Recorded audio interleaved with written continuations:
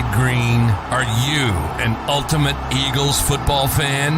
Well, you're in the right place. Ready? This is Birds 365, hosted by the new Mac and Mac, Jody McDonald and John McMullen. Here we go! Who collectively have covered and talked about more than 50-plus years of Eagles football. Kick off your day with Birds 365. You'll get debate. We love to argue. You'll get the real story from inside the locker room. And you'll hear from some of the great football minds from around the region. You're about to become an Eagles insider. Get in the game. Join Jody Mack and Johnny Mack and join the football community that flocks to Birds 365. Birds 365 starts right now. Welcome to the NFL. Let's go! Let's go! Go!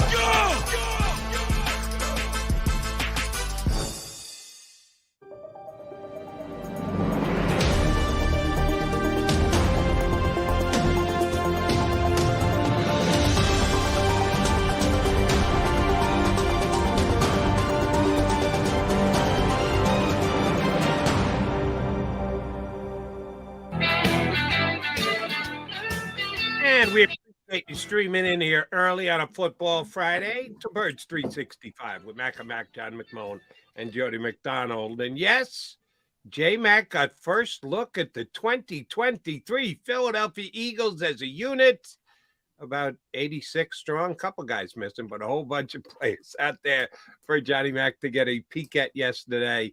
And at least as far as long as you were there, the under an hour was an easy win, huh, J-Mac? Yeah. I'm never going to complain with Nick. Other people might complain, but I'm not going to complain. Yeah, get on, get off, baby. Nick Sirianni, God bless you, Nick. But 7-on-7s, no team drills.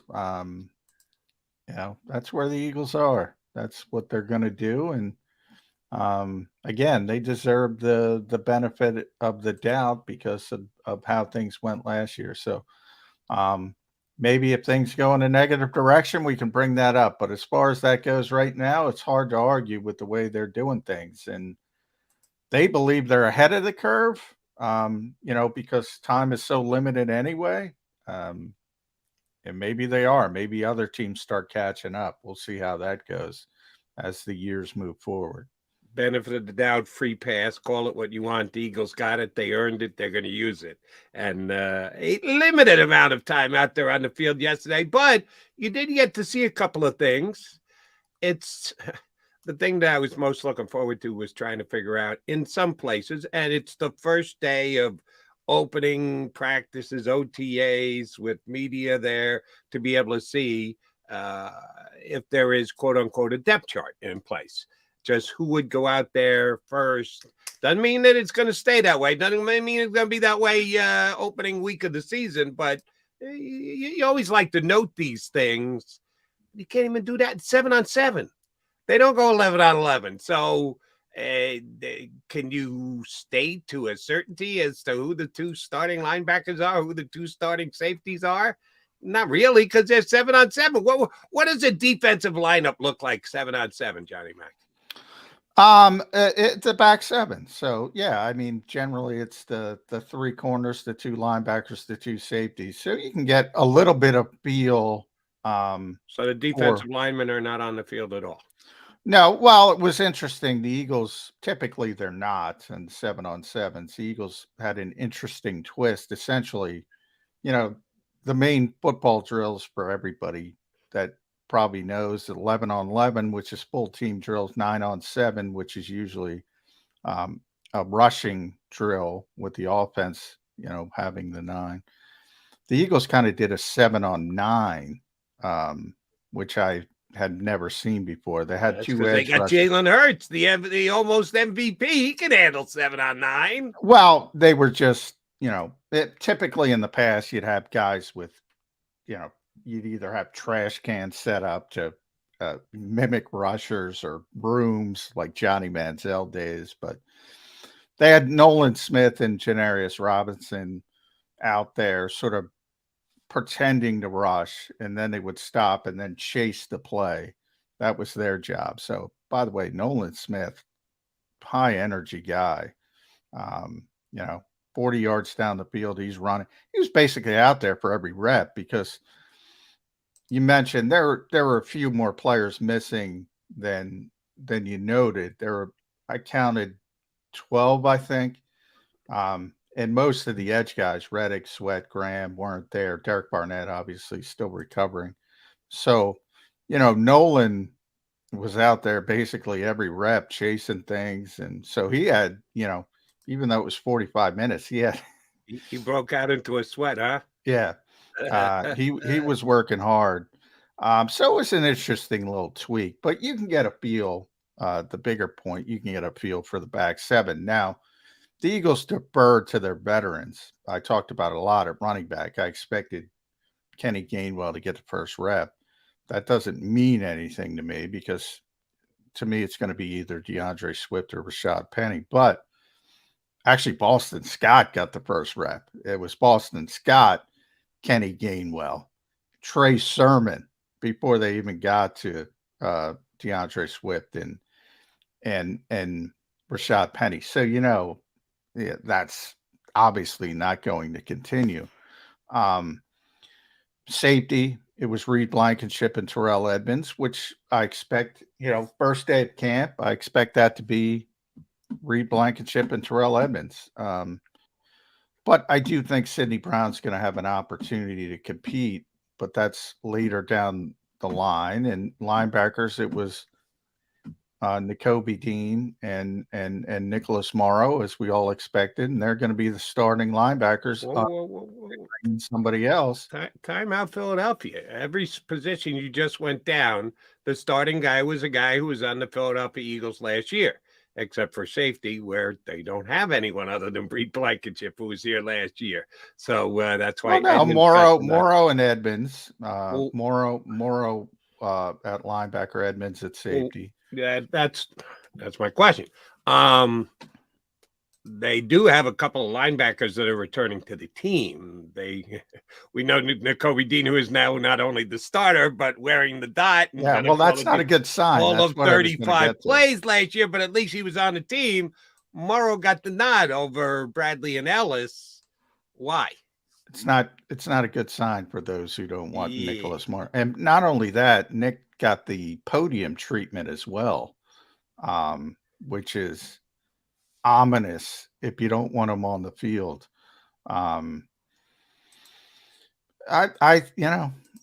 It says more about the guys behind him than it does. Obviously, when we talk about Boston Scott and Kenny Gainwell, even though they played. Sean Bradley and Davion Taylor were the second team linebackers. They didn't play last year. In the regular defense, Sean obviously played on special teams. So that is probably the difference. Kayvon Wallace didn't play in the regular defense. The other guy doesn't look good is Kayvon Wallace for him. Yeah. That he's can't supplant either Edmonds. Well, Blankenship supplanted him last year, but and I know Edmonds. Well, I don't and to be truthful, I don't think anybody, if anybody thought, guys like that were going to threaten for starting roles, they're probably, off base. Of that group, the only one who's in the mix would be Kenny Gainwell for significant playing time, even with Swift and Penny here. Even Boston, I mean, he's not going to play a lot unless injuries pile up or the Giants show up. He's not going to play a lot. So, but, where they could defer, they did defer. And there's certain guys that they have plans for. And they have plans for Terrell Edmonds. And they have plans for Nicholas Morrow, at least as we stand here today on June 2nd. You mentioned Morrow got the podium treatment, and I saw the video after the fact. Again, I think if I were on the beat with you guys, one of the things I would enjoy doing would be debating and or predicting and or betting on who the Eagles were going to actually make available and put there on the podium for you guys to talk about. Do you read into it more than anything else that, yeah, Nicholas Mo, Jody McDonald trying to get Patrick Queen here in the worst way from the Ravens? Chill out, because we're okay with Nick Morrow as of right now. You going to go anywhere down that road? No, I'm not going to go quite there. As of today, like I said, if they had to play today, and luckily they don't, Nicholas Morrow would be the starting linebacker. Does that preclude Howie Roseman from trying to get somebody down the road? No. He's, last year Anthony Harris talked to us a lot, and they picked up C.J. Gardner-Johnson. So, but Anthony Harris, I think a lot of people don't understand. Like that's how razor thin it is, especially at when you're a starter or a projected starter, and you're not a special teams player. In other words, Anthony Harris was going to be the starting safety, right up to the eve of the regular season. Then he's gone. He's off the roster because he can't help on special teams. So if you don't win that starting job, you're gone. And that's sort of Nicholas Morrow is Anthony Harris at linebacker. Right now he's the guy. And nobody right here on this group, on this roster, is going to take the job from Nicholas Morrow. That doesn't preclude them from going out and getting Patrick Queen or somebody else who's significantly better, as they did with C.J. Gardner-Johnson. Do you think that, and I know they did some punting drills yesterday, but not live. By the way, that was a squash match, to get my wrestling term in there. Aaron Cepas was Bill Goldberg, and Ty Zettner was a Mulkey brother, for those who know wrestling. I destroyed him. Now it's one day in June, but for those people hoping Aaron Cepas is going to lose the job, he might lose the job, but he's not losing the job to this guy. Ty Zettner did not impress. No, squash match. Okay. All right. And guys were out there and you're not covered, they're not hitting or anything else. But since you mentioned that if a player who is potentially going to make the team, potentially going to play, but if you go out and acquire better, not only are you not going to play, you're not going to be here. Any groupings of special teams guys that you noted that you say, well, at least he's on special teams, that's going to help his overall chance to make the roster? Oh, well, there's, their core special teams guys, and there's certain guys that are going to make the team. Like Ben Van Sumeren's the guy I'm focused on this year. He's got a chance to make the team as an undrafted player, as a special teams guy. One interesting tweak was Kyron Johnson taking reps. Like people were hoping Nolan Smith was going to take reps at all ball linebacker. I'm not saying a lot of people, but some people. That ain't happening. Kyron Johnson was taking snaps at all ball linebacker. Really? Yeah. So they're trying to sort of create a position for him to get him on the roster because of his special teams value, or at least that's the hope. You can see that's the thought process. If that works, how does that affect Sean Bradley? Sean Bradley's got to make this team on special teams. I think Christian Ellis, he had the play of the day, a tremendous interception of Marcus Mariota. He's got some upside, but he's going to make the team. He's the third linebacker right now. And if anybody here is going to make some noise, I think it's going to be Christian Ellis. He's athletic. He's smart. He seems to have a feel for the game. So he could be somebody that surprises come the summer. But they don't have a lot of talent at linebacker. They just don't, with the exception of Nakobe Dean. And by the way, I think yesterday on the show, 110%. Ding. Nicholas Morrow let the cat out of the bag. Not that we didn't know it. Nakobe Dean's the green dot. And that's not going to change. The other thing Nicholas Morrow said, which was interesting to me, this is his 7th year in the NFL, and he's been here for 6 weeks, and he said he's learned more about situational football in 6 weeks than he has in 6 years with the Raiders and the Bears. This team is, Nick Sirianni talks about it occasionally, this team's obsessed with situational football, and he calls film and tape from college games and when weird things happen and brings his guys together, his staff, and says, all right, how are we going to handle this situation? How are we going to handle this situation? I think that's one of the keys to the Eagles' success. They spend more time on situational football than I think anybody in the NFL. I think, sorry to interrupt, John. And we'll see which one to say if there's any kind of change, but we know the defense that they played the last 2 years and the Fangio style being very heavy on communication and the like. If you're going to play that kind of defense, if you're going to play the kind of defense where you're going to try and keep the offense guessing until the ball is snapped, and you're going to try and hide certain things like, oh, you better understand situational football, because that's what that's all about. That type of defense that they played the last 2 years is all situation. You have to be on top of the situation. Otherwise, every once in a while when it breaks down, you get a what was 3rd and 30 that Dak completed last year in the Cowboy game. Yeah, it was a breakdown. They miscommunicated on the play. They situationally dropped that football. But that's what this defense has been all about. So I'm not surprised when you tell me, oh, they're hyping situational football, because that's how they want to play defense on basically a down in, down out basis. Did so with Gannon, and we expect the same out of Desai, right? Yeah, we do. But, a lot of people run that scheme, as we've talked about ad nauseum, and they don't do it as well as the Eagles. And, people bring up, you can bring up 3rd and 30. You can bring up the Super Bowl, blowing coverages there. Nobody's perfect. But again, compared to everybody else, there's fewer blown coverages. And unfortunately, they made the mistakes on the biggest stage. But, again, you could watch some of these other teams and do it week after week after week after week. Good quarterbacks, bad quarterbacks, blown coverage left, blown coverage right. It's a big difference.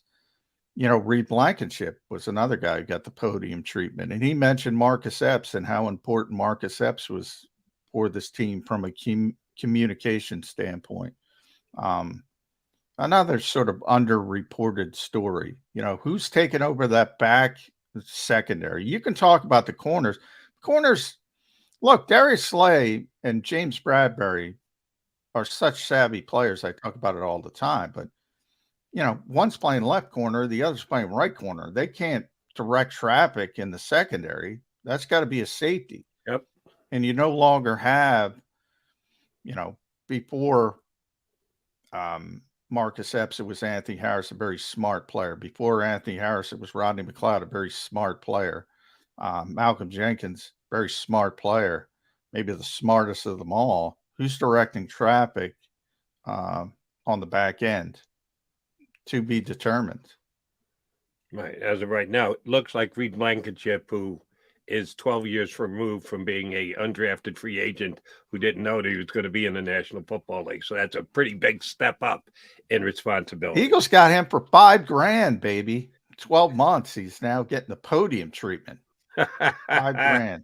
Good for Reed Blankenship. All right, John McMullen, Johnny McDonald, your back and back guys here on Birds 365. I see in our waiting room, it's the big guy, BLG, Brandon Lee Gouton from Bleeding Green Nation. He was there standing next to Johnny McMullen, hopefully close so he could block the sun. McMullen had the SPF 70 on and a big hat, but having Brandon block the sun for you would BLG doesn't have to get in front of anybody. He can just look over all of us. He never has to. Hopefully the sun's behind you, so that way he's doing the blocking for you. Brandon Lee Gouton from Bleeding Green Nation up next on Birds 365. Do you stream on a Roku, Fire Stick, Google TV, or Apple TV? Now you can watch 6ABC 24/7 with the 6ABC Philadelphia streaming app. And the big story on Action News? Search 6ABC Philadelphia and start streaming today. Go to get your game on. Go for the beers. Go for the cheers. Go for the hit and the hits. Go for the stakes and the stakes. Go to get your parlay on. Go to get your party on. Go for the scene. Go for the screens. Go for the gallery. Go for the win. Go to Ocean. Visit theoceanac.com to plan your visit. The greatest fans on earth. It's a bold statement, but would you expect anything less from Philadelphia? 58 years of heartache creates a toughness, a grit, a resolve not found in most. Sure, our prayers were answered, but now that we've had a taste, we're looking for more. Pondley Hockey, official partner of the Philadelphia Eagles.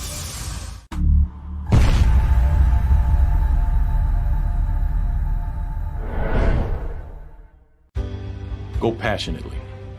Go fearlessly. Go confidently. Go Birds! Go confidently towards your goals with First Trust, Philly's hometown bank for nearly 90 years, and the official bank of the Philadelphia Eagles. We're focused on getting you over the goal line. So go with conviction. Go with trust. Go Birds! And go forward with us by your side. First Trust Bank, the official bank of Philadelphia dreams. Oh, and go Birds. All right, did you know I was the mommy slam dunk champion? Really? Yes, really don't sound so surprised. Let's see it. Oh, you're ready. All right, here we go. Let's hear the crowd. So go to right, go to left, fake a mom. Mama, go up, mama! She did it. Again? You can't avoid gravity, but United Healthcare can help you avoid financial surprises by helping you compare costs and doctor quality ratings. United Healthcare. Uh-huh.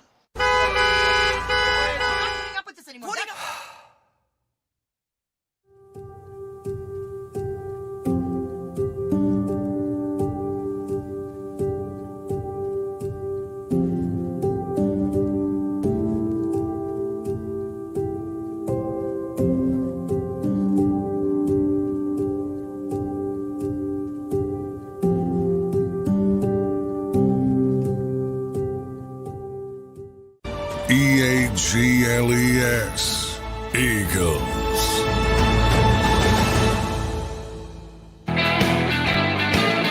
You got Jody McDonald, John McMullen, and Brandon Lee here with us on Bleeding Green Nation. Good to see BLG. Thank you very much for jumping in. And I always appreciate your powers of observation. Read your post on Bleeding Green Nation this morning. You were there. John was there. I was not. Nolan Smith, bigger than you thought? I wouldn't say that for me because I didn't think he was small, but I think most people, I guess, expected him to be smaller than he was. And obviously, I was a big proponent of the Eagles drafting Nolan Smith at 10. And certainly that they were able to get him, obviously, at 30 was a big boon to me.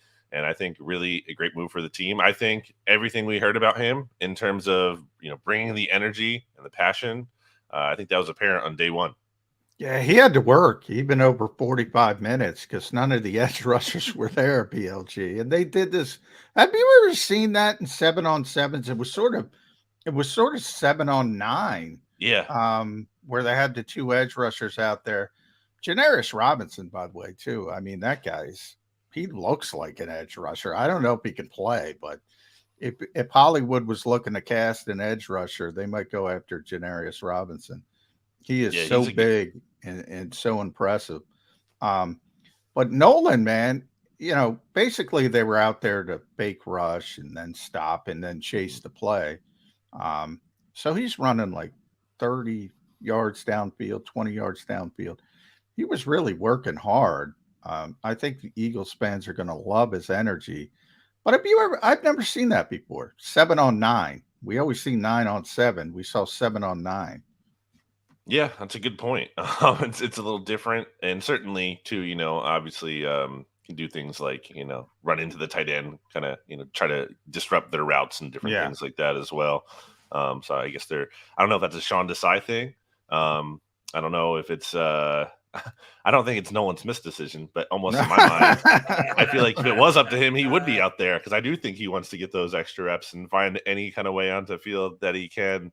But yeah, I really think that the Eagles got a good one in him.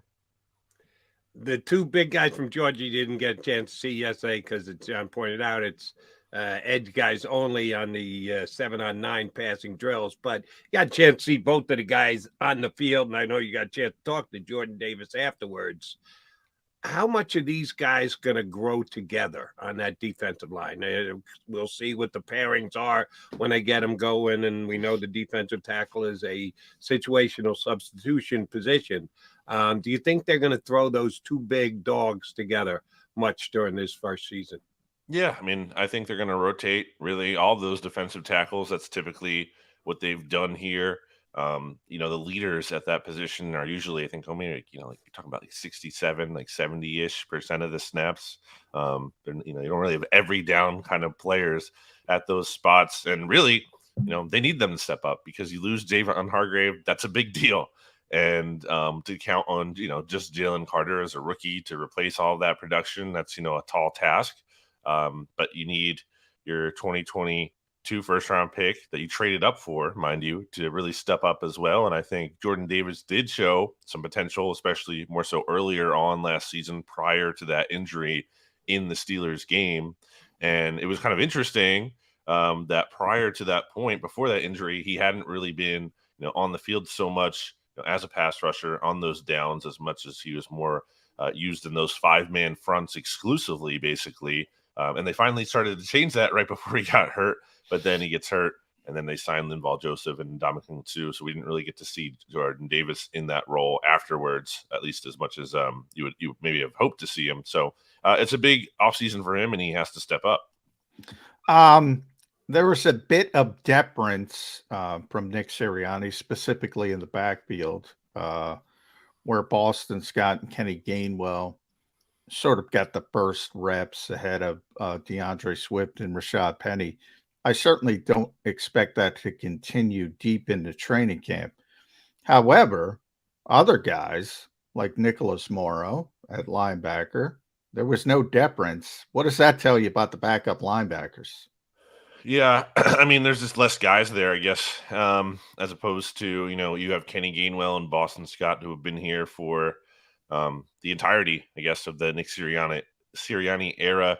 So, and then they're obviously just going to rotate at that position way more heavily at running back than they are, let's say, at linebacker, where last year they basically only played two guys the whole season, in TJ Edwards and Kaiser White. And yeah, I don't think they have the guys really to get on the field outside of Nakobe Dean and Morrow, although Christian Ellis had that pick. Yeah, man. I think that was a nice play. That was the really play of the day. He brought the juice, I felt like, last year. Limited playing time, but on special teams, garbage time when he was playing on defense. I feel like, maybe he pushes for some kind of defensive snaps, or at least as, another key special teams player this year. I'm really interested to see if he can do anything. Since you went to special teams, I will ask you to grade out the competition in punting yesterday between Aaron Sipas. John had a specific grade and way to describe it. I'm looking forward to yours. How would you compare the two punters yesterday, BLG? I mean, I think it's clear Aaron Sipas, has punted in the NFL before.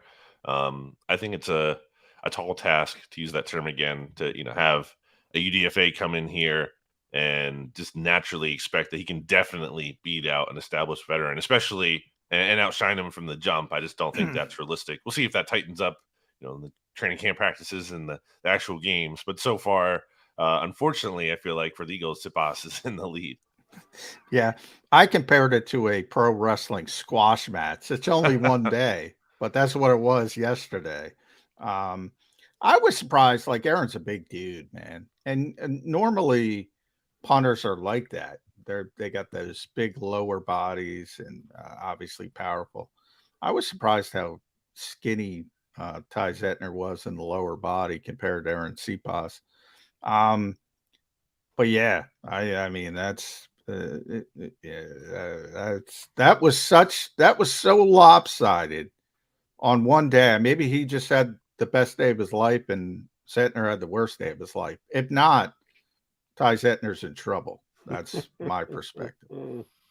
Yeah, I think that's a spot where they shouldn't be done. And looking like throughout the summer, you bring It could be somebody else. Yeah, right. It's worth having Zentner around for at least the illusion of competition and pushing Boston. Maybe that brings out the best in him, ultimately pushing him like that, having a reminder that there's someone competing for his job. But at the end of the day, they shouldn't be stopping from looking just because Sebas beats out Zentner. Both of you guys have mentioned the interception by Ellis yesterday of Marcus Mariota. We have a new backup quarterback on the team this year. Gardner Minshew and his van has rolled out of town. And the guy who was much desired here several years ago to possibly be the future quarterback of the Eagles is now, I think, slight upgrade, but an upgrade at backup quarterback. Now everyone hopes Marcus has a great year sitting on the bench and holding a clipboard and doesn't need to play. But if he does, do you think the Eagles are better at the backup quarterback position this year, BLG? I think they're different at the backup quarterback position, more so than, significantly better. Mariota, you look at the numbers, you look at where he's at this point in his career, don't think he's a guy who's pushing the ball down the field a ton, as much as he likes to throw more underneath. And obviously, I think the mobility is big. He had his best rushing season last year, and I think that certainly adds value in the context that, okay, your backup quarterback has to start a game. We don't have to necessarily ask him to throw the ball 30 times. Maybe we can kind of be in those low 20s if we do a lot of stuff with him, designed runs or just counting on him to make plays with his legs. So I definitely think there's value in that. But I also think, he got benched ultimately for Desmond Ridder, not just because the season went awry, although that was part of it, but because, and then again, it's not like he was this super hot commodity this offseason. So there's a reason for that. Back to the defensive side of the ball, two interesting tweaks to me. One I've been advocating for a while, and that's Zach McPherson in the slots. The Eagles now have some bodies at outside corner behind Darius Slay and James Bradbury. Josh Jobe got some first-team reps, even Greedy Williams. Calais Ringo's, obviously, they have high hopes for him. I think it makes him better. Avante is still working his way back from surgery, so he couldn't take first-team reps, and Zach McPherson was taking them. Boy, I think that's a positive. What about you, BLG? Yeah, absolutely. We saw the value of a backup slot cornerback. I feel like last year when Maddox went down multiple times throughout the season, and teams were not shy to go right after Josiah Scott.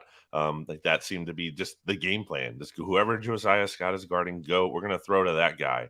And it worked out well for the most part for other teams there. So I definitely think that's a spot where they have to increase competition. Maddox has had some injury issues, availability issues in the past. So you have to prepare that you're not going to have him the entire season, especially, the nature of his position, kind of being in the traffic there, especially as a smaller guy like he is. So to have McPherson there and look, Zach McPherson is kind of quietly biding his time where he's at. It looked like at one point last offseason that he might be the starting cornerback opposite of Darius Slay. That was before they were able to have James Bradbury fall into their lap. So he's kind of been, waiting for his moment to actually finally play on defense. Didn't really get it last year when the Eagles were so healthy at cornerback on the outside. So this gives him another path to playing time. A couple of veteran guys not there yesterday. We can all understand that. The Eagles did that all the way back to Doug for sure. There were veteran days off. Nothing like getting your second day of the year off. That's pretty damn good. But with 80-some-odd guys in camp, it isn't that big a deal. We expect this to continue all throughout camp, right? The Eagles going the less is more route, and that's specifically for those who can get by without practice. The veterans are going to benefit from this, right, BLG? I think so. I mean, we can sit here and look back at last year when, some of these conversations were happening. Oh no, they're, light practice schedule. But I mean, now they've proven that it can work for them. Certainly did last year. So yeah, I definitely think, I mean, the way I look at it is like, what's one of the worst things that could possibly happen at this time of year? And it would be that God forbid, have some kind of catastrophic injury in OTAs. Yeah. As opposed to the other downside by being light, I guess, is like, okay, maybe they're a little bit rusty or whatever you want to say there. But, they're also 2-0 in week 1 under Nick Sirianni. So that really hasn't been the biggest issue so far. True. I mean, it's tough not to give them the benefit of the doubt at this point when it comes to stuff like that, BLG. Wide receiver, I think, is an interesting point for the fans, specifically that third spot. I get the feeling that they want to piecemeal it this year more than last year. Last year was sort of like, all right, we're going to throw it. It's Quez. If we're going to run it, it's Zach. And occasionally you throw the curveball with Zach Pascal, who could at least catch the football. This year, they got more of a natural slot player in Olamide Zaccheaus. That to me will enable Quez to play outside more, which is probably better for him. Also, Dan Arnold. That's a guy people are sleeping on. Yep. He is so much, again, one day, but he's better than as a receiver than Grant Calcaterra. Obviously, Jack Stoll. Now, Jack's going to be here because Jalen Hurts loves him. He's a great blocker. That's his role. But is Dan Arnold going to be on this team? Because I think he's got a real chance if they want to sort of piecemeal it and go with different looks. He might be the replacement for Zach Pascal in that, run receiving look. Yeah, I think that's a fair observation. I mean, he made a really good catch, I thought, in practice yesterday, contested leaping catch that drew praise from his teammates at his position. So certainly flashed early on. And I kind of think back to him when the Eagles played against him in 2020. I believe that was Jalen Hurts' second start there against the Cardinals. I remember he had some big plays against the Eagles defense. Now, obviously, that wasn't the best team, but still, he has flashed at times in the NFL. I think there could be something there. We'll see how health and everything shakes out the tight end position. But to get back to the wide receiver 3 battle, quote unquote, yeah, I don't think it's, as simple as, it's either going to be Quez or Olamide, as much as it's kind of just a question of what's the timeshare between those two guys and what's the snap count look like. And I think that has the chance to fluctuate with, how everyone's performing, what the game plan is, because those are two different players. I think Quez is more of a stretch the field guy, where, as you pointed out, Olamide is more traditional, classic slot receiver, kind of, catch a pass over the middle of the field, make some guys miss and make things happen that way. I guess it'll be kind of interesting to see the evolution of Jalen Hurts' game in the sense that I don't think he's like the biggest check down quarterback. But there were times last year, and I think about the 49ers championship game specifically, where the situation kind of called for that more and just taking what's there and kind of relying on your skilled players to make some plays after they make the catch. So I think that's a kind of a new element that they could potentially have in the offense this year with Olamide. All right, back to tight ends. Goddard's number 1, Stoll number 2 for blocking purposes, whatever, 3. So the battle is on for TE3. Arnold made a big play yesterday. Certainly Calcaterra as a draft pick is a guy they're going to give chances to. How about that Tyree Jackson? Back out there on the field yesterday. Maybe the biggest tease in Philadelphia over the past 2 years. A guy who looks good, makes a play in preseason. You get excited. Oh, guess what? He's injured again. And he's done for the season. Out there again yesterday, did he grab your eye at all, Brandon Lee Gowton?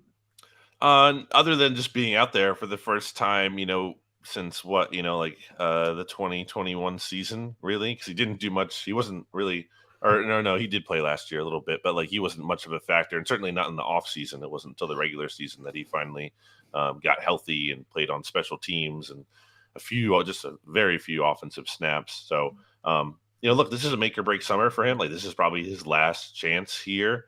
after missing a lot of last offseason. So it's his second true full offseason going from quarterback to tight end. So he's really going to have to show something. And number two, as you mentioned, he has to stay healthy because he's had a lot of different injuries here.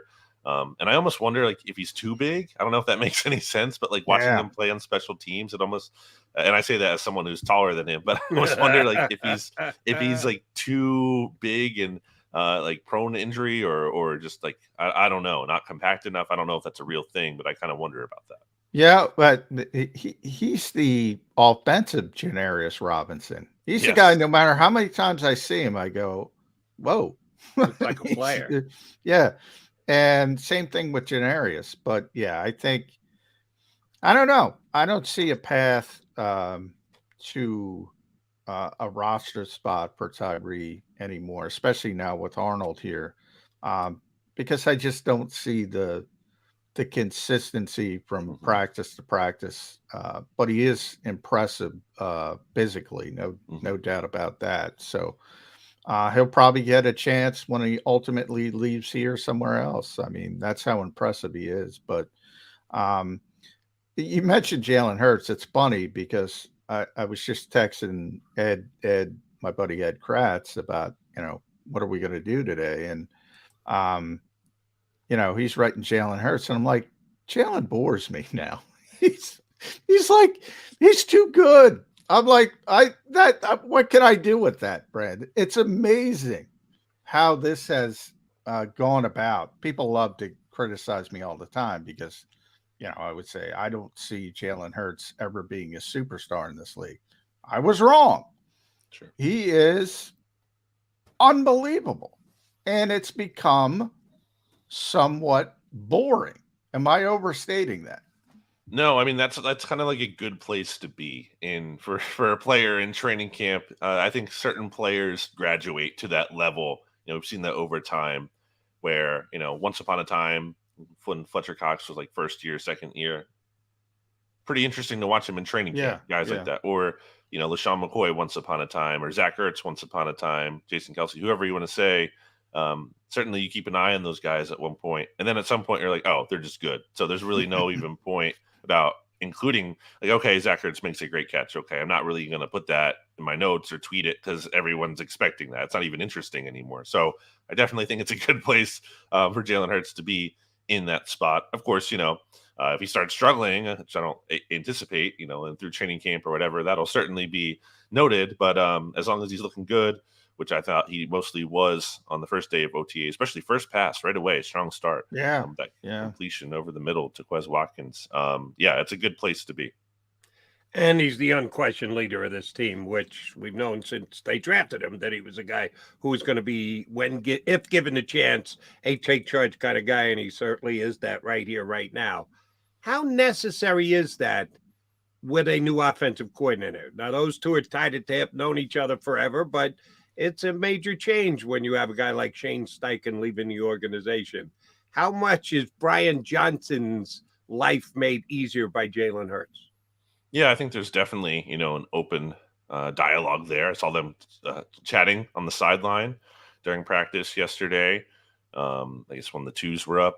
And, I think there's a lot of value in that. I also think that it's an interesting spot because you were so successful on offense last year. You obviously don't want to reinvent the wheel and change everything just because it's a new guy.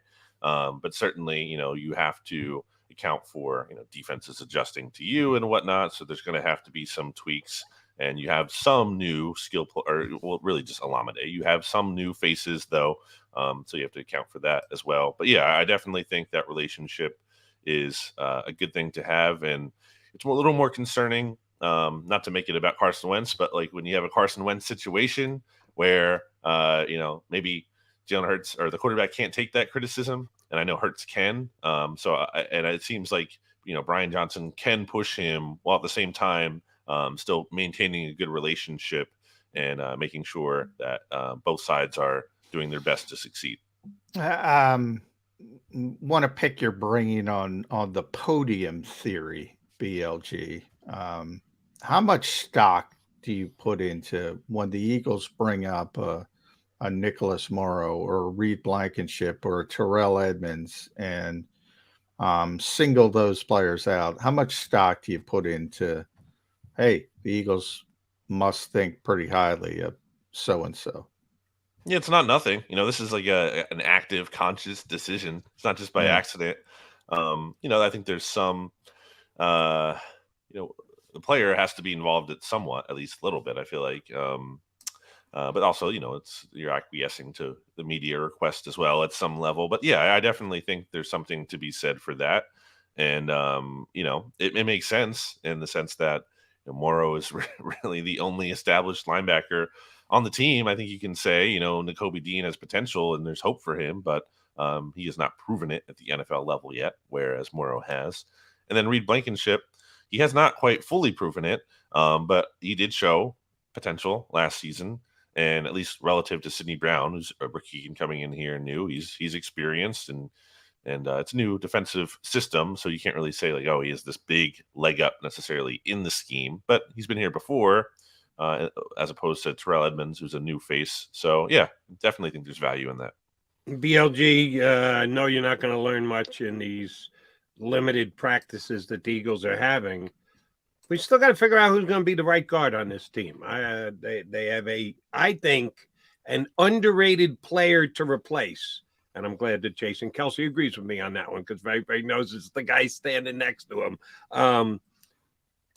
Is it going to be a competition? Do you think the Eagles have a lean to begin with? Is it something that could change? Or if they make the call, will they stay committed to it throughout the entire year? If I had to place a wager, speculate on which player plays the most right guard snaps this season, I think I would take, not Cam Jurgens. I think I'd take the field over Cam Jurgens. And that's not because I think Cam Jurgens is necessarily going to be it's not because I'm down on him as a player. I don't think anyone is. I just don't know about him playing guard. That's a totally new position for him. Has no experience there other than maybe some practice reps. Was obviously taking the reps there in OTAs. But this idea that like you can't just have him on the bench because he was the 51st overall pick last year. I mean, Tyler Steen was the 66th overall pick this year. So like, or 65th, whatever he was. Yeah. So like, is that really a big difference? Like, I don't think it is. And I think that I know Steen doesn't have that experience so much at guard either, especially right guard. But I definitely think he's more of the body type that the Eagles are looking for. And, Joe Santaloquito did an article for us last week at Bleeding Green Nation, kind of talking to Brian Baldinger. And Baldy was talking about how, like he's close with Lane. And in theory, I think Lane kind of wants to play with a bigger guy at right guard. He's kind of had that for a lot of his career, especially, in the days of Brandon Brooks. And I think that's something that the Eagles have liked under Jeff Stoutland as a whole. These kind of tackle-sized guards, I would say. And you look at Cam Jurgens, and you can't envision him playing tackle. He certainly, and he doesn't have to. But like, I just think it's a totally different body type. So I just think Steen is a legitimate contender for that spot. Yeah, and you look at the other side, Brandon. I mean, a lot of the reason why the Eagles have wanted those bigger bodies at guard is to protect the undersized Jason Kelsey. So now you have undersized, which could be an issue, especially against those big, powerful inside interior Dexter players Lawrence, who can, yeah. Dexter Lawrence type, Linval Joseph back. Kelsey would always tell me how strong Linval was when he was back on the Giants. Really gave him headaches. That type of player could really be an issue with those two guys in the middle. So I do think it's something to keep an eye on. And I definitely think long-term, Tyler Steen's going to be, that's the plan. He's going to be the right guard. The question is, how quickly do you get there? I guess I'll end it with one interesting tweak, and it could be good, it could be bad. Make sure you follow Brandon on Twitter at Brandon Gouton, Bleeding Green Nation. Tremendous podcast. He's great on our show. He's great everywhere. Make sure you follow Brandon. It's under the radar, but Kyron Johnson. So he was playing off-ball linebacker yesterday. When you change positions, because he had been an edge rusher, it could be good Could be they're trying to find a place for him, maybe because he's a good special teams player, or it could be bad. It could be the last resort. Like, this guy can't play here. We're going to try him here, and he's going to get cut.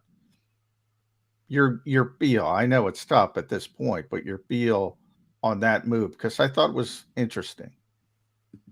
Yeah, I think that's a fair point. You can really talk yourself into either way, depending on how you feel about it.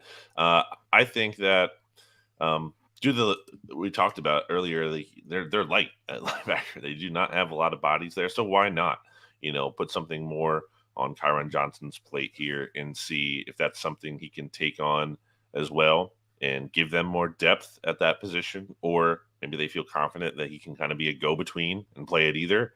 I think there obviously has to be some willingness from the player as well, and I think to see that buy-in is good, and that certainly increases his chances of sticking around, finding a path to having value on this roster.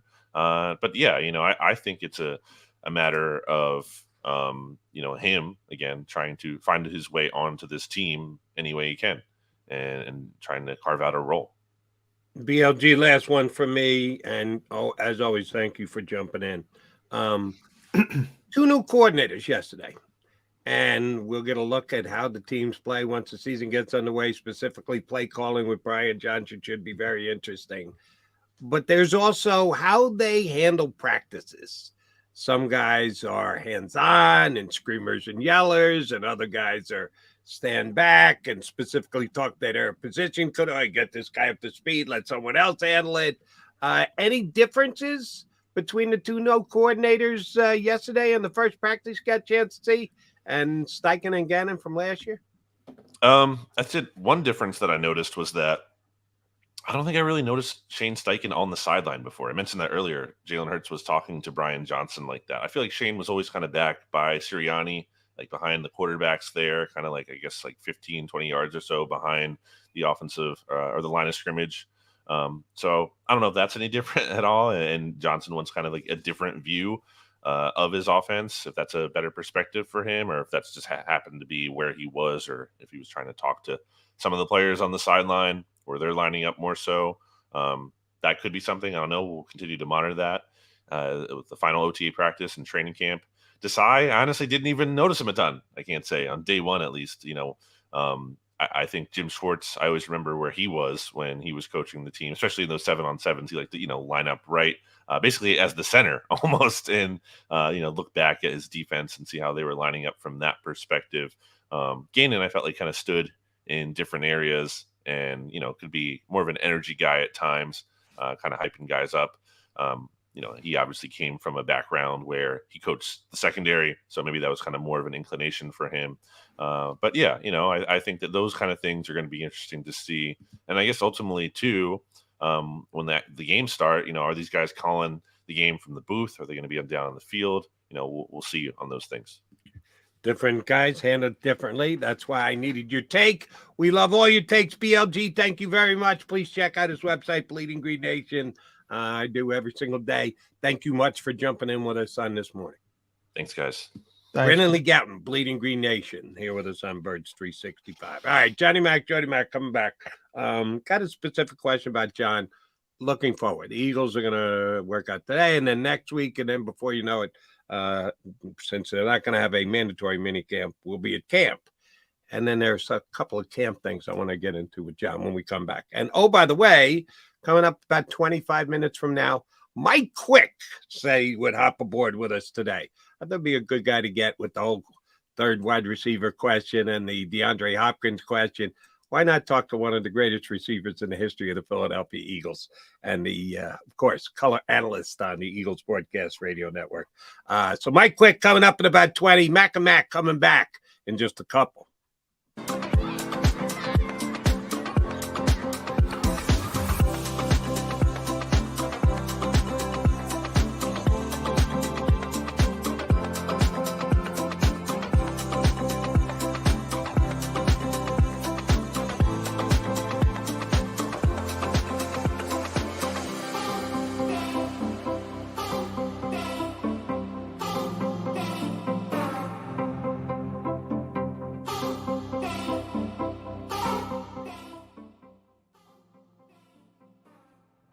Heading down the shore. Have a ball once more. Here, imaginations run wild and time stands still. Because here, you can find the best of the Jersey Shore, all on one 5-mile island.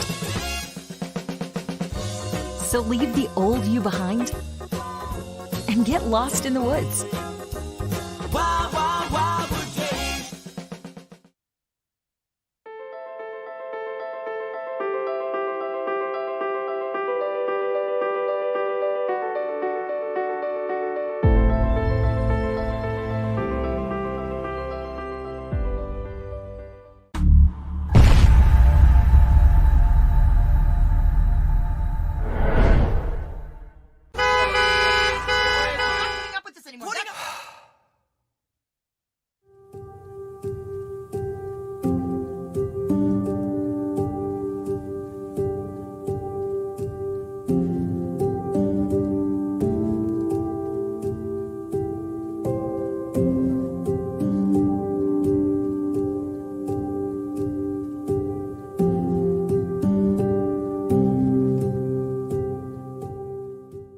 Score and save at Southeastern PA and Delaware with Colony Pools this football season, and let the experts close your pool with a custom Merlin safety cover in green for the birds. And if you join our Winter Watch team, we'll give you another 20% off, and Colony Pools will handle it all. Keep your tiles on your pool, not in your pool. Fly with Colony right now, Birds fans. Visit flywithcolony.com.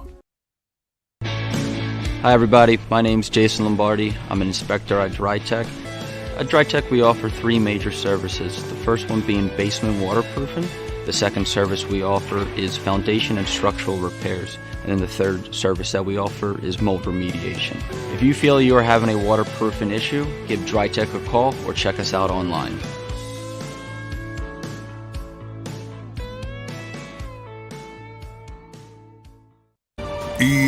EAGLES, Eagles.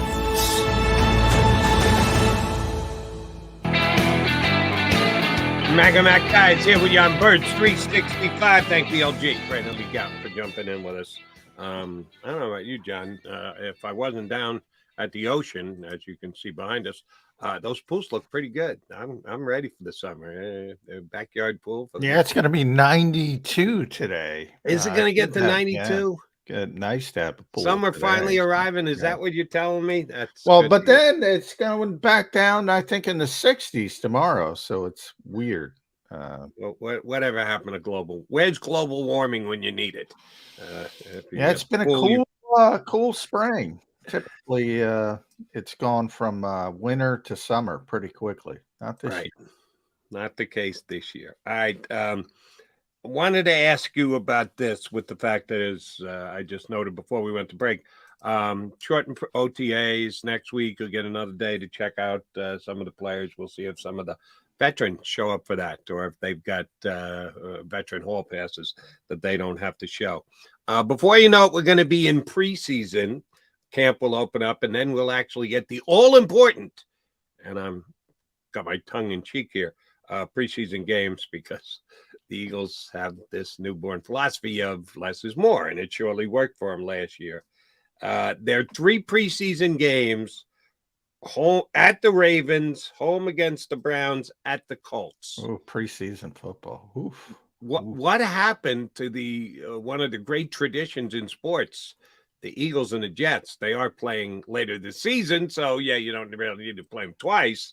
But the Eagles and Jets not playing. Yeah, the greatest tradition in sports is no more.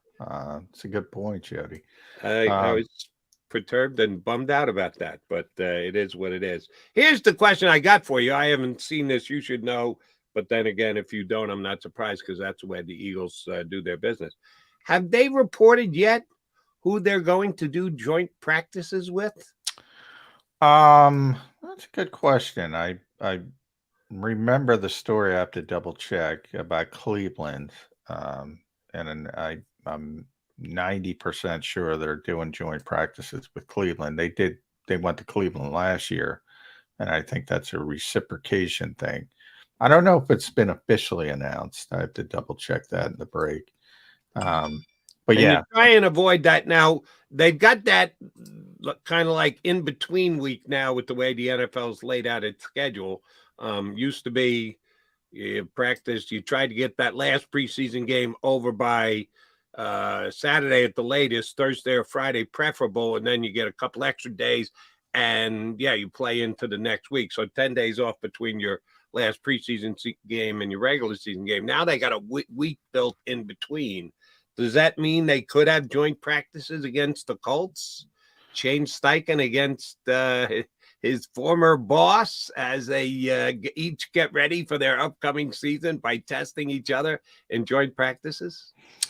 By the way, it has, the Browns are going to be in for joint practices. So I know Kevin Stefanski said it. I don't recall the Eagles talking about it, but I don't recall if we even asked Nick about it at this point.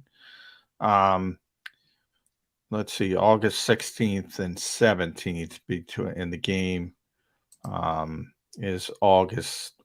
Actually, no, that's 17th is the game again. Game's August 17th. So anyway, it should be before that. But yeah, I mean, typically they did last year. They went to Cleveland, they went to Miami, and typically Nick puts a lot of emphasis on joint practices. That's why I'm asking. The year before was Jets and New Patriots. England. Jets and Patriots. It was 1-1. Jets and Patriots. So, yeah, I expect him. I'll ask him. I haven't asked him because it's down the road. But it would make sense. That would be the Ravens because that's the first one. Again, do you want to do joint practices? But also, they've got the full roster until cutdowns. Yeah. So it isn't like, you don't want to do that third one because A, it's bumping up against the season, and B, you have less players. Oh, no, you got the full complement of players right up until cutdowns. There's no as-you-go cut-down dates this year. Yeah, so no more cutdowns. Maybe it is the Colts. Yeah, I mean, obviously, Nick and Shane get along, so it wouldn't be hard to put that together. And they both, Nick values it so much. I can't imagine Shane doesn't value it. So I'll ask him that. He has to talk next week because he hasn't talked this week, and obviously talk as they're going. And I'll make sure to ask him that. But yeah, I expect 2 teams. It's been 2 teams. Why not 2 teams? All right. Those are important than the preseason games. I mean, they take that more seriously than the preseason games, and they have since Nick has gotten here. That's why I brought it up, and I just it came to me because I said, the season's actually underway. Eagles are practicing. I'm seeing video of the Eagles. How do we get to opening day? We got to go through preseason means joint practices. So that's why I meant to ask you about it today. Here's another guy I want to ask you about, because we haven't mentioned him yet. I didn't see anybody in recapping yesterday's practice say anything about him. Devon Allen. Was he even there yesterday? No, he wasn't. He was one of the guys who wasn't there. Okay. Now, he might be doing his track stuff. I don't know the track schedule, which is interesting to me. I mean, I thought he was going to give up track when he sort of made his – I remember him saying at the time, if he's going to do it, he's got to do it now, right? Because of his age. But he continues to run track, and he's very successful as well. Yeah, so he was not there. And I don't know if he's got one foot in both. I don't know if it's going to work. Talk about make or break guys. You mentioned Tyree Jackson. This is kind of fish or cut bait that they've been waiting for him to stay healthy, to be able to play no matter how good he looks. You got to be able to get out there on the field. I agree with that sentiment. It's got to be the same with Devon Allen, right? Either he's going to be good enough to return kickoffs, which, oh, by the way, now has less emphasis because of the rule change in the National Football League. How many kickoffs are you really going to try and take back? So his chance to make the team has already been compromised. And if he's still running track, that's not a way to get your foot in the door with the Philadelphia Eagles, is it, Johnny Mac? No, I mean, they like him, so I don't know if it's about that. But you're right about kick returns. I mean, those are meaningless now. They can't make it.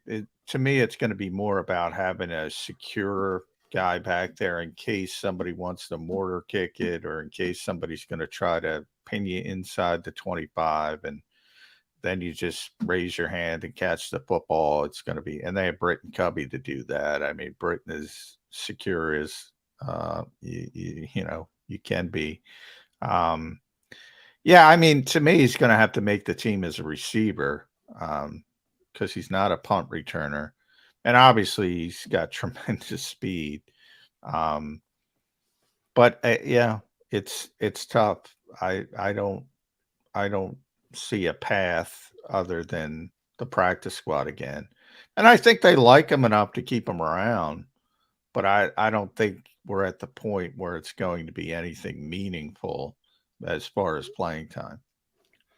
And because I remember some people got overly excited when they signed Devon. They got the fastest guy in the world. Doesn't mean he's a football player. And if I were a betting man, I would bet against him being part of the mix for the Eagles this year. All right. Here's a question that I'm going to try and meld two worlds with. And if you tell me, Jody, you can't do it, it's apples and oranges, why do you even go there? As you were watching practice yesterday, I was watching the Phillies lose again to the Mets in an afternoon tilt at Citi Field. And the Phillies have now lost 4 games in a row. And the Phillies are 6 games below 500. And their season is getting old fast. Not good. I'm not writing them off. I'm not burying them. But right now, it's getting late early, is the old saying. Exactly right. I'm concerned. Let's put it that way. And some people have suggested, well, this might be a little bit of a World Series hangover. That because they made that late run, it takes so much more, and you're into it. And Phillies actually came up short in the World Series after this unbelievable run through the National League. Isn't it? The players are the only ones who know, and I think it's a viable media narrative, but I don't know if it's actually true or not. But some people are going to put some stock into it, and when they look as bad as they do right now, I got to at least consider it. We have another team in town that went right to the doorstep and couldn't pass the threshold and came up just short, and that's your Philadelphia Eagles. And in football, of course, it's called a Super Bowl hangover, not a World Series hangover. We haven't talked much about that this year, and you can't get any closer to winning the game than the Eagles did. So there's frustration, there's the longer season, there's the tough to get back and rededicate and everything else. Is that any concern for this team? A Super Bowl hangover? The history says teams that lose the Super Bowl have a difficult time getting back there again. Not impossible, but very difficult. How much of that is actually a factor in this season, J-Mac? I do think there's a human nature aspect to go, sort of breathe and say, oh, I got to do this again and get to the cusp of the mountain. I don't know how you measure that. I think when teams fail coming off you mentioned the World Series or the Super Bowl, I think people automatically, Super Bowl hangover. But I don't know how you quantify that. Like, to me, the bigger concern with the Eagles is, and I said this, if you ran it back, if they were able to keep everybody and there was no salary cap issues and you kept your assistant coaches, I know fans wanted to keep one, not the other. But my point is, if you keep everything the same, I don't know if you can repeat it, Jody. I mean, there's so many career seasons, so many across the board, both sides of the football. Are they going to play at that level again for a second kick? I mean, career season, that's a term because it's a career season. Now, some guys keep getting better. Right. That's been Jalen Hurts. Can Jalen Hurts get even better? Yeah. Can he take a step back? Yeah. I mean, we talk about the defensive side of the ball. Javon Hargrave, best season in his career. Josh Sweat, best season in his career. I don't. People say Brandon because of the sacks. He's played better. Bradbury, best season of his career, first All-Pro season. T.J. Edwards, Kaiser White, Marcus Epps, C.J. Everybody had the best seasons of their careers. Almost everybody. Offensively, Jason Kelsey, right? But he's 35. How do you keep at that level? Lane Johnson, best right tackle of the world, torn adductor muscle. Again, injuries, age, 32, 33 season. How do you keep that going? Landon Dickerson seems ascending. Devonta Smith ascending. Jordan Mailata ascending. Those you can argue. A.J. Brown sort of on the cusp. But again, Miles Sanders career year. AJ career year, Devontae career year to this point. All of that. How often you've been covering sports forever, Jody? How often do you see that many guys on one team hit an apex at the same time? Yeah, sometimes you have a couple guys take a step back. Everybody's hitting the apex at the same time. That's rare. That is very, very rare. That's my bigger concern than hangovers. It is. And there are some that, as good as they were last year, I think they can be better. But there are some that, if you're being realistic about it and projecting what they're going to do this year, it'll probably coming back a little bit. Of those guys who are still here, and Javon Hargrave certainly had a career year. Nobody would argue that. If you did, you're not paying close enough attention. Yeah, I hope he has a little bit of a comeback this year because it's going to be with the 49ers, not with the Eagles. But of those that stayed, those that are still here, those that are going to be key contributors to the Eagles this year, who do you fear the biggest drop-off from? I think I keep hearing from people saying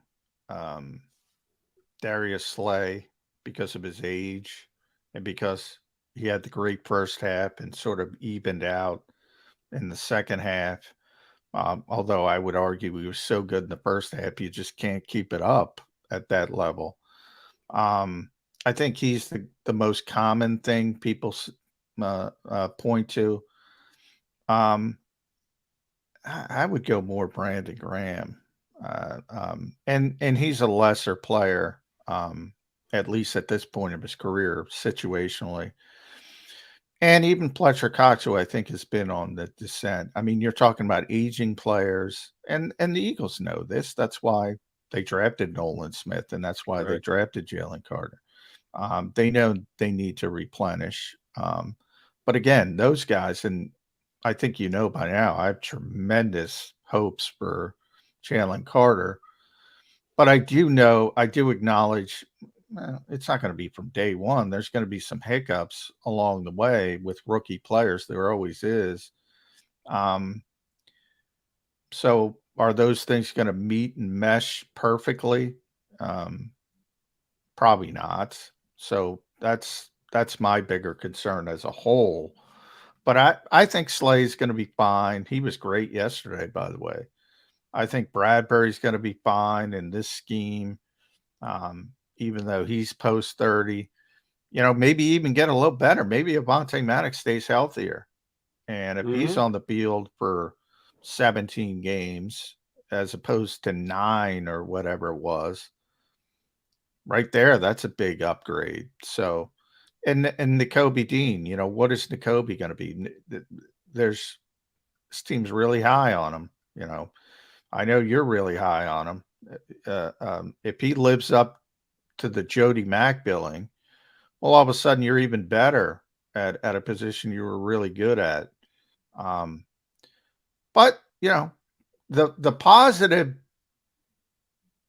there's two ways to go, right? There's always a path in the road. One's really good, one's not so good.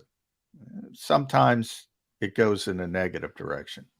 Let me run this one by you. And again, Mike Quick going to join us coming up hopefully in less than 5 minutes now.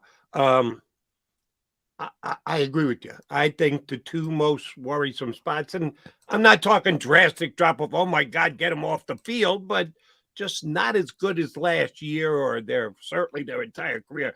But the most important comparison is last year. If it's Fletcher and it's Brandon Graham, and they both already had phenomenal careers for the Philadelphia Eagles, but we see a pretty good drop off this year. Which are they better situated to replace? If Fletcher doesn't deserve his reps and he's getting beat and he just doesn't look like Fletcher, if Brandon Graham isn't getting to the quarterback, got double-digit sacks first time in his career at his advanced age, and we're sitting here week 4 and he has no sacks and a handful of pressures. Which are they better suited to replace the amount of snaps that those two players usually get? Probably they're equipped to replace both, but probably Fletch because of Jalen Carter. I mean, I think Jalen Carter is going to be top 5 defensive player in the league, like player when not immediately, but when he hits his stride, when he hits his prime. I think he's going to be a difference maker. I think he's going to be a game wrecker. I think Nolan Smith has a chance to be a really good player, but I don't know if he's going to be that type of player. So just from that standpoint, but they're well equipped for both. I mean, that's you don't want to see it happen, but in theory, Brandon plays less, so I could see people going in the other direction. I mean, Reddick plays more, Sweat plays more, and all of a sudden, if you have Nolan Smith to plug in there, I don't think you're going to have an issue there either. But just because of what I think of Jalen Carter as a player, I think he's going to be on a different level. So that's why I go probably in a different direction than most people would go. And give Howie Roseman credit, and it's nothing new because the Eagles have for years been trenches first, everything else secondary. They've done a nice job at getting star players from the University of Georgia to potentially step in and take over roles from Eagles veterans who have been outstanding and are champions on this team and in this town. But the years are starting to add up for them. All right. Coming up next is a guy who through the years has been great here in Philadelphia, first on the field for the Eagles and then in the booth for the Eagles. The man who gets to hang with Merrill Reese on a week-in, week-out basis during the year. All-time great Philadelphia Eagle wide receiver Mike Quick joins us next here on Birds 365. Do you stream on a Roku, Fire Stick, Google TV, or Apple TV? Now you can watch 6ABC 24/7 with the 6ABC Philadelphia streaming app. For the big story on Action News, search 6ABC Philadelphia and start streaming today. Go to get your game on. Go for the beers. Go for the cheers. Go for the hit and the hits. Go for the stakes and the stakes. Go to get your parlay on. Go to get your party on. Go for the scene. Go for the screens. Go for the gallery. Go for the win. Go to Ocean. Visit theoceanac.com to plan your visit. The greatest fans on earth. It's a bold statement, but would you expect anything less from Philadelphia? 58 years of heartache creates a toughness, a grit, a resolve not found in most. Sure, our prayers were answered, but now that we've had a taste, we're looking for more. Pondley Hockey, official partner of the Philadelphia Eagles.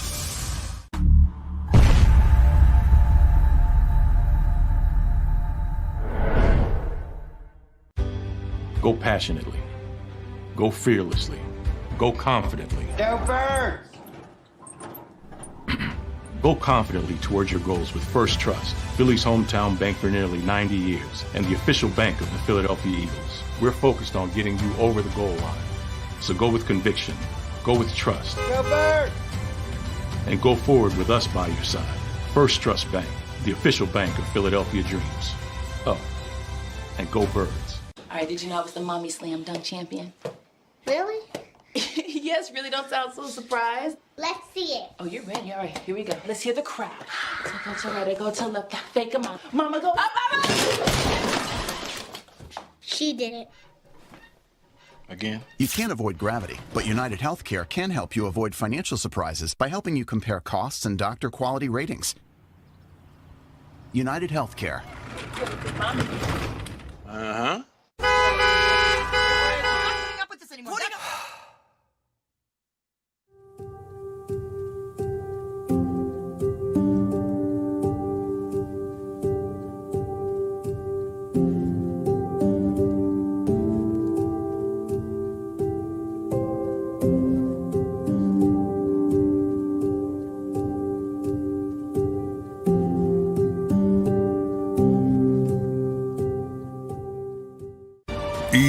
EAGLES, Eagles.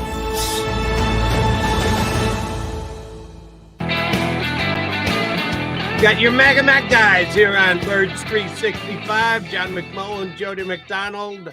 And as he takes a sip to refresh himself to be ready to talk football with us, is all-time great Eagles wide receiver and Eagles color analyst, Mike Quick.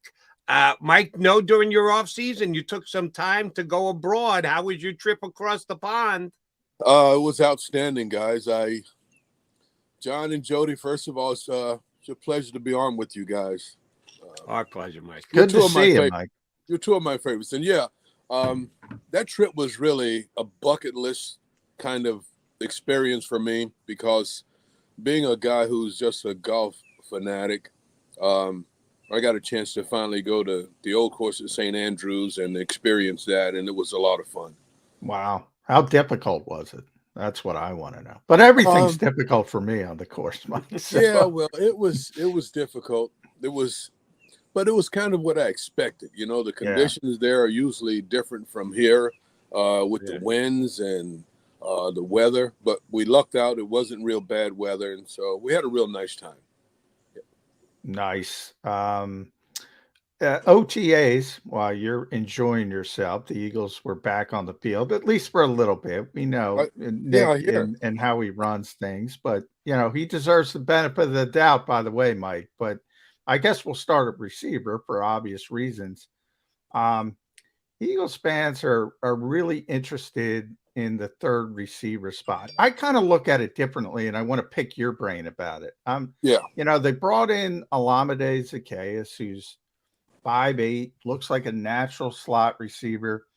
Quez can run by anybody, but to me, he looks like more of an outside receiver.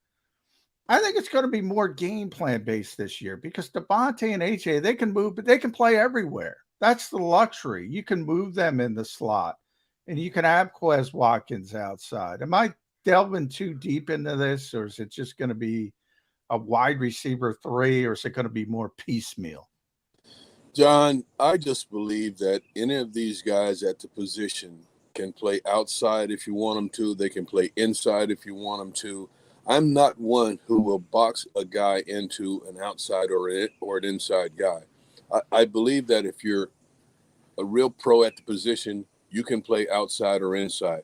Now, there are some limitations when you get to a guy's size. If he doesn't have the ability to win at the line of scrimmage, he may not be a guy that you want on the outside. You may want to put a guy like that in the slot. But I think when you can play the position, you can play outside, you can play inside. I remember when Justin Jefferson was coming out, and many people said that he was a slot receiver, and I'm screaming, no. You could put this guy anywhere on the field, and he's going to produce.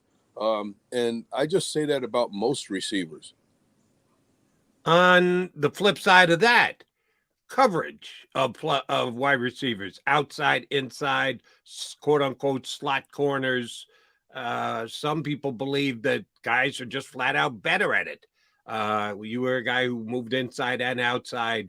You probably caught different guys who covered you. Right. Were there guys who were just better at covering the slot? I know there were guys who were just better at covering outside, but the flexibility you're looking for out of receivers, I'm sure you're looking for the same from your D-backs. is it more specialized on a defensive side in your mind? So I believe that's true. I think for a slot corner, you want a guy who has cat quickness and changes directions very quickly, can play in a lot of traffic.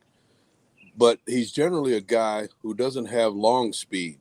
And the cornerbacks are guys that you want to make sure that they have long speed, because if you got wide receivers on the outside, one of the things that you want to do most is go deep. You want to take guys deep. You want to beat guys for a touchdown. And with that, you have to have the long speed. And if you're a cornerback that just has the quickness, you don't have the long speed, the outside is really not the place for you. You're going to end up running behind guys, and that's the last place you want to be if you're a cornerback.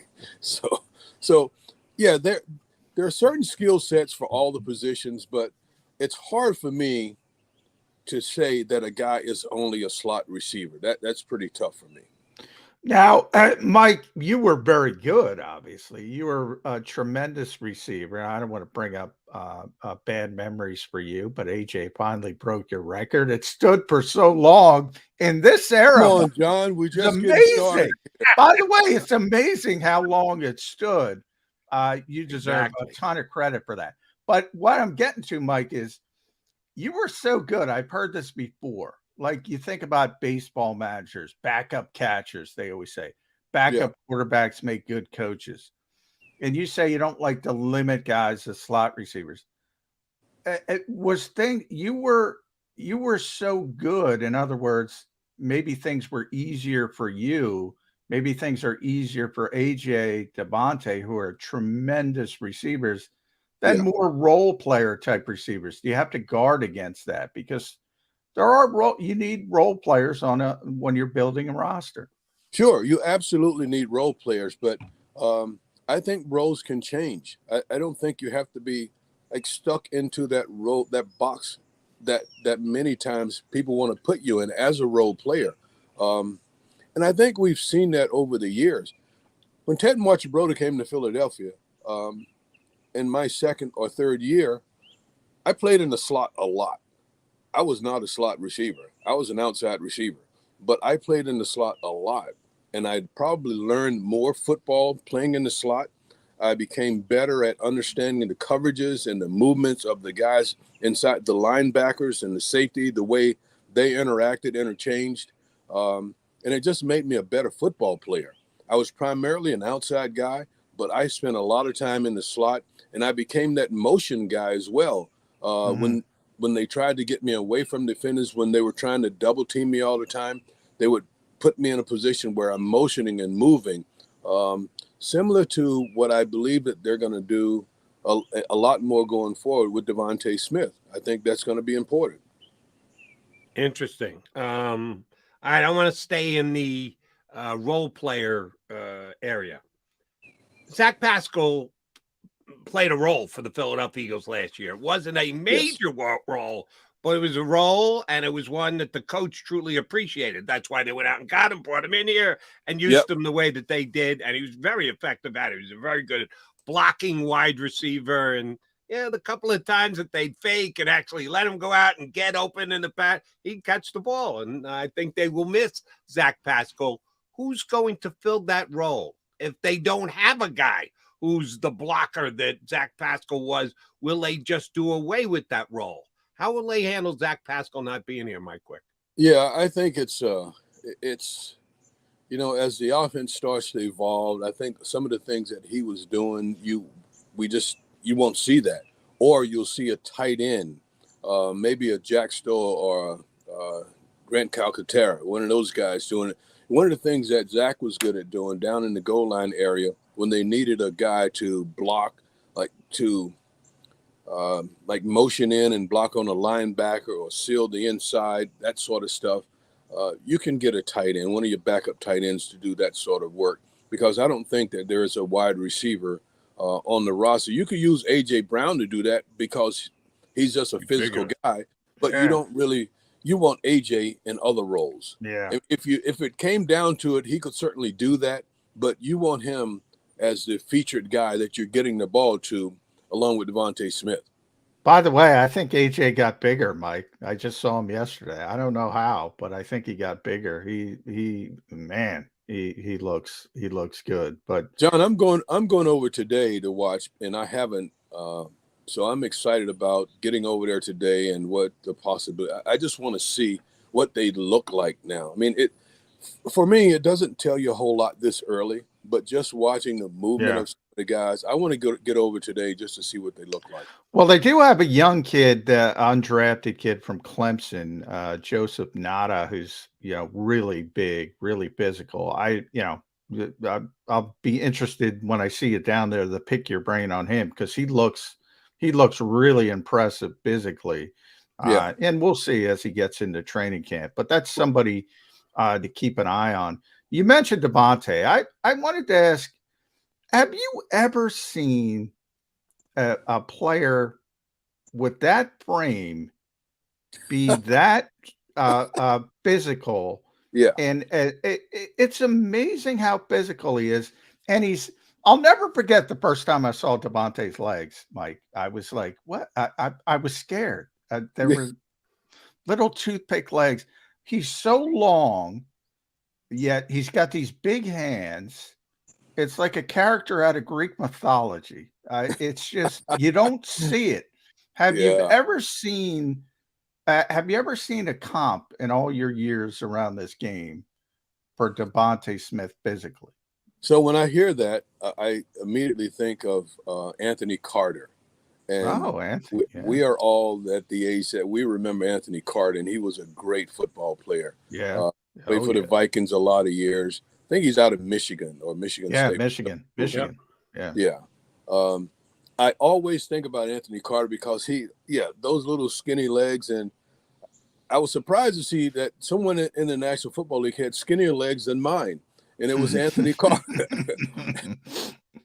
and now I just think it's Devonta. But I think what really separates him is that he has a set of skills that's just above nearly everybody. When you watch his movement, when you watch him getting off the line of scrimmage, when you watch him in and out of his routes, when you watch the way he can contort and get to the football, he has some stuff that a lot of people just don't have. He is physically gifted in ways that a lot of people just are not, and he has a heart. And this is the other comp when I think about the way he plays the game at such a small stature.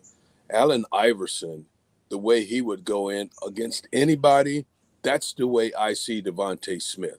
I love the kid. Not afraid to compete at the highest of high levels. All right, here's where I'm glad to hear you going over to practice today. You're the Eagles color analyst. Practice. Call it what you want. Yeah, that's right. For Allen Iverson. That's very good for you. You're going to be there, going to watch, but you're the color analyst for the Philadelphia Eagles. So when you get in that booth with Merrill during the year, you have to be able to comment on everything. How difficult is it for you as a wide receiver to take in the whole practice, to not just zero in on the guys who are running routes and comp, because Mike Quick understands every single nuance and move and everything.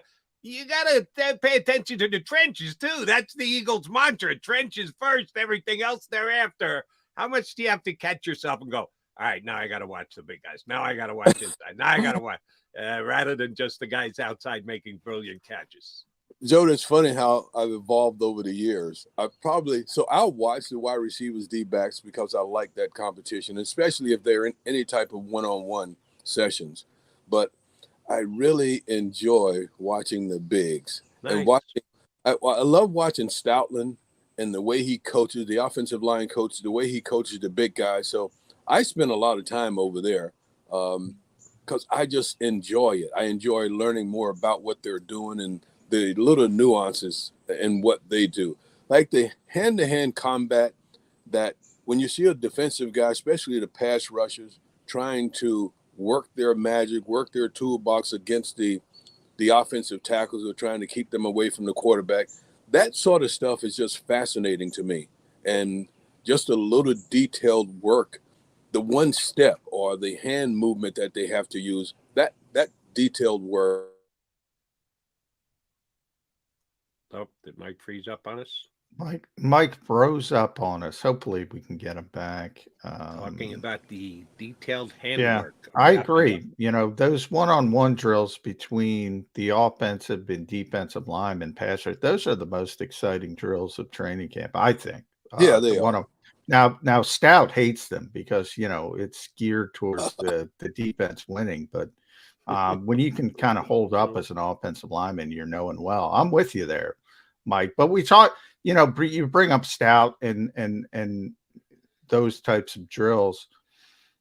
A lot of change on this coaching staff, and you've seen it in the past. We've all seen it in the past when, you know, the Super Bowl 52 win, and all of a sudden you lose Frank Reich and John D. Filippo, and it becomes more difficult. Now Right. the Eagles go back to the Super Bowl. They lose both coordinators. They lose linebackers coach Nick Rallis, defensive back coach Denard Wilson. Are you concerned about that at all? Because it's, you know, sometimes it's tough to replace those guys. Oh, frozen again. Yeah. Mike, did you get that? And the weird thing about there he is. Did you catch that question that John asked you, Mike, about the turnover in the coaching staff? How much does that worry you? Looks like you can't hear us, Zander. We've lost. Mike can't hear us. Hopefully, we can get him back. But yeah, I mean, the coaching staff is one, I think, when we've talked about it, Jody, and the fact that I do think a lot of people are saying, well, they'll be fine. The offense is the same. Brian Johnson was here defensively, same philosophy. They didn't like the defensive coordinator anyway. It'll be fine, but I don't know. Is it going to be fine? Especially on the defensive side of the ball, because not only did you lose Jonathan Gannon, you also lost Nick Rallis, who, say what you want, but this team interviewed him to be a defensive coordinator. This team really thought he was going to be a defensive coordinator some point down the road. Denard Wilson was highly regarded by the players. Remember how many players advocated for Denard Wilson to get the DC job? Yep. Starting with Darius Slay. Anyway, I don't know if you heard that, Mike, or you could hear us at the time, but I was talking about the change in the coaching staff, the shift. Yeah. And that was one of the positives coming into last season. It's rare that you had that continuity. Essentially, the whole staff was back. Now you're replacing a bunch of guys. Any concern with that? It seems like he's ready to answer right up until Yeah. he's got to answer. And then Mike Then we're unfortunately frozen. freezes. Oh, well. Let me ask you this, John. And if we get Mike back, so be it. If not, we appreciate him jumping in. Are you with us, Mike? No. Let him go, Zander. Tell him we appreciate it. He's having some technical issues. We got a lot of good info. Oh, shoot.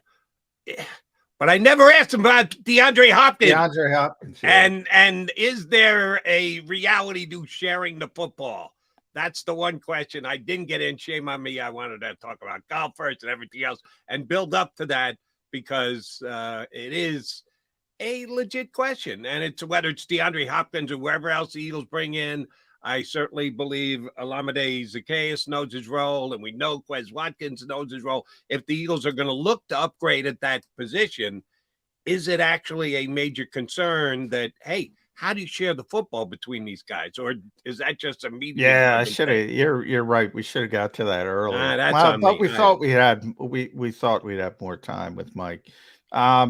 Yeah, I think, Mike would know better than most about what traffic means to receivers in this league. And, sometimes too much is too much. I mean, yeah, we were talking about it last year. Let's try to bring Mike up one more time, Zander.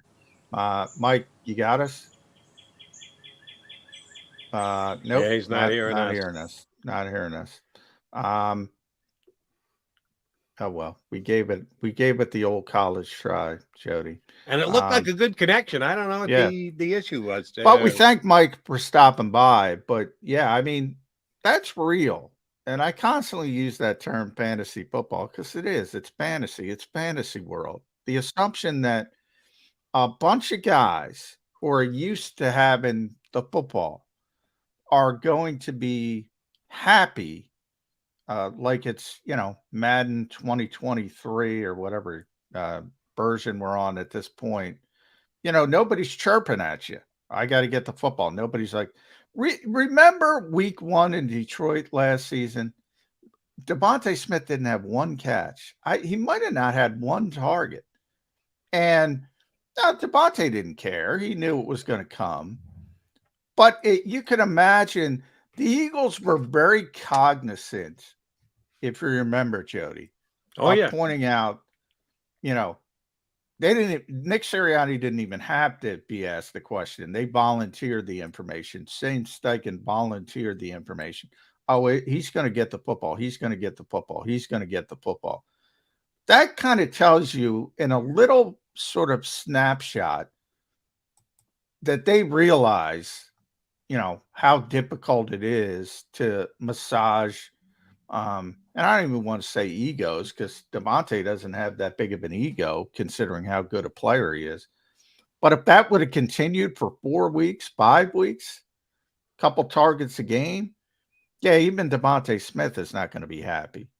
Now, I said it from the start, we're talking about a 5-time All-Pro player in DeAndre Hopkins, who has caught the football 100 times, a bunch of times. I don't know how many seasons. I'd have to look. But you really think he's going to be happy with Quez Watkins-like traffic? Yeah, no. Not going to happen. It's not going to. It's not realistic.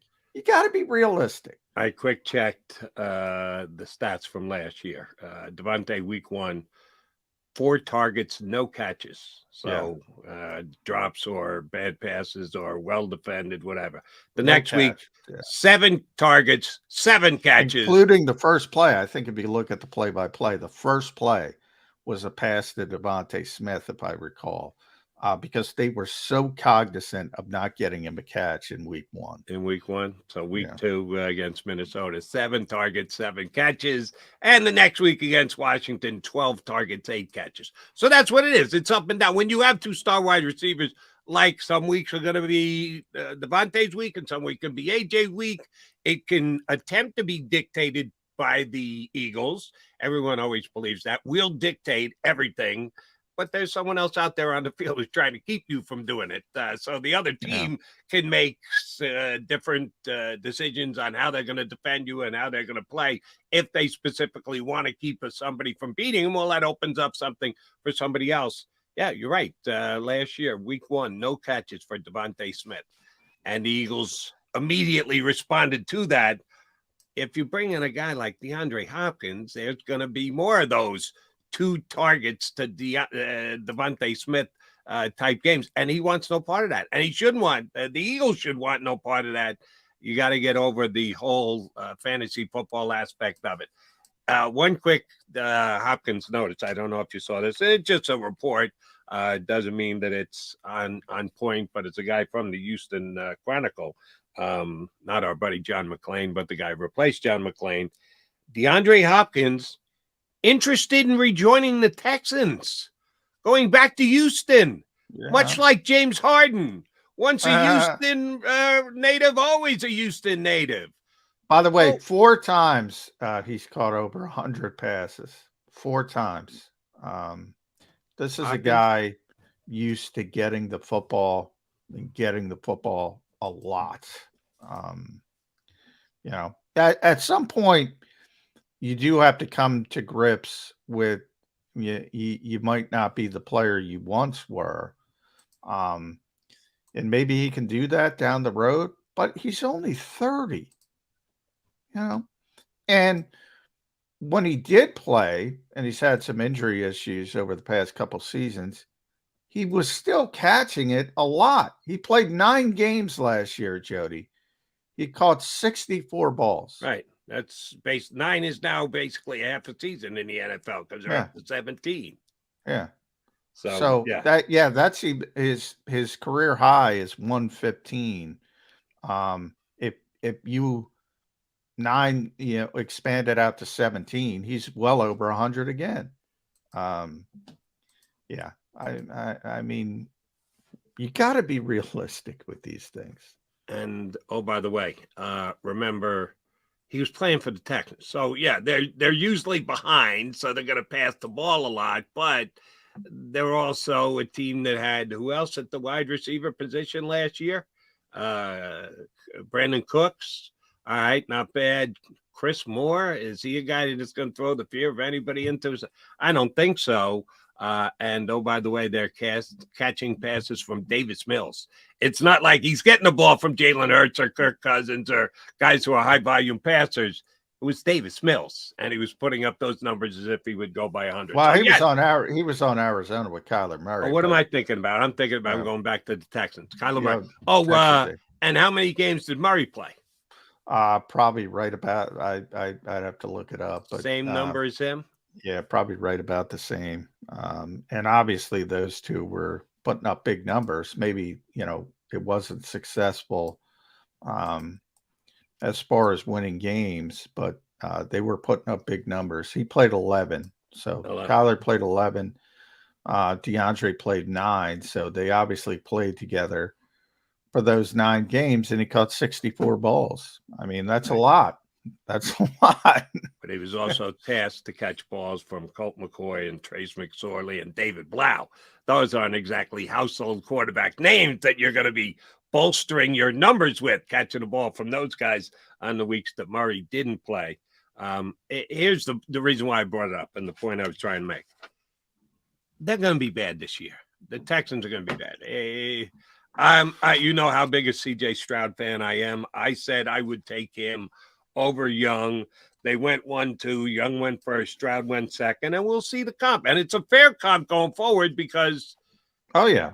It's going to be Jameis Winston and Marcus Mariota or Jared Goff and Carson Wentz. Hopefully better, but they're always compared.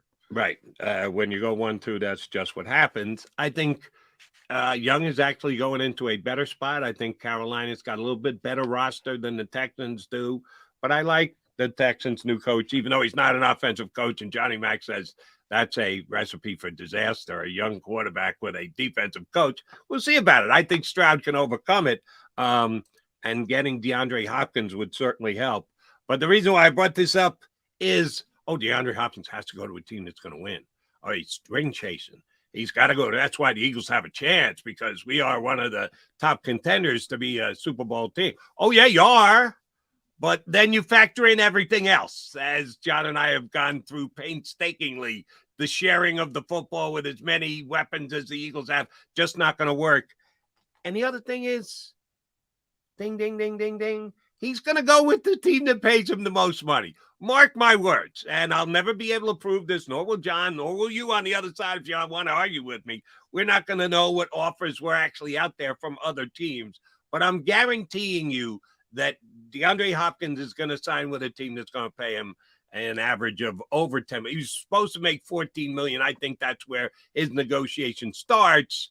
If he doesn't get the interest that he thinks he's going to get, he might have to come down some. He's not coming down to a team-friendly $5 million one-year deal for the Philadelphia Eagles, just a ring chase. Not happening. He's going to get paid this year. Somebody's going to pay him, and the Texans are the type of team who can afford to pay him because they got a quarterback on a rookie deal, so they could go a little bit more into a DeAndre Hopkins. That's my point. I've said that from before he was released. I was saying he's going somewhere where he's going to get paid. For Hopkins at his stage of his career, he's not 35, he's 30. So, yeah, I think he's going where he's getting the cash, Johnny Mack. I'm with you. I mean, that's why I brought up his age. Maybe it changes a little bit. And I think it was Mike Gill who brought up Julio Jones. And, that happened with Julio. But, it didn't happen with Julio at 30. It happened later in the process. Yeah, I had to look up who the Texans offensive coordinator is. Bobby Slowick. Who knows? I mean, I will say this: if you have a young my only point is, if I was an owner, which I'm not going to be unless you lend me about $6 billion, Jody, which I would call you after the show. Yeah, go for if I were an owner, I would, and I had a young quarterback that I needed to develop, I'd be hiring an offensive guy. That's just the way I would go about it. Now, if you're a CEO coach and you get the hell out of the way and hire a good offensive mind, you can go about it in a different way. I just think it's proven time and time again, a lot of these head coaches have too big of an ego to get out of the way. And I don't know enough about Bobby Slowick to say, D'Amico brought him along from San Francisco, so at least he learned under Kyle Shanahan. So maybe he's knows what the heck he's doing. Who knows? Has D'Amico said if he's going to call defensive plays or not? I don't know that. I don't know. Yeah, I don't neither know. do I. But I agree with you with the CEO aspect of it. If you can put together as good a staff, Eagles are a very good example, with very good coordinators, and you can delegate that responsibility, and you can be an overseer of the entire team. I think it makes you a better coach, and it makes the team a better team. But yeah, got to have somebody who's willing to do that. And the Eagles were lucky enough with Nick Sirianni. How many games in would Steichen take over the play calling in game? It was the Chargers games. It was right before they took off. It was the game before they took off. Week 7 or 8, 6 or 7, somewhere thereabouts. He realized that I've got enough faith in Shane Steichen, and damn, it's worked very well. It surely worked well last year as the Eagles CEO coach went to a Super Bowl. All right, McMullen and McDonald coming back. Clock says we're almost out of time, but not until we put a bow on the show.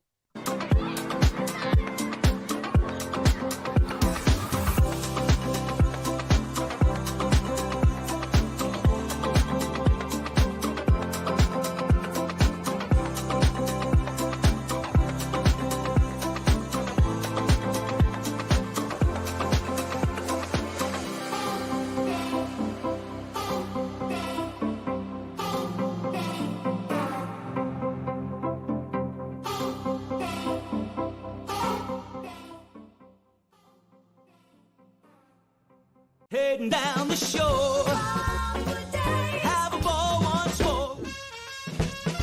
Here, imaginations run wild and time stands still.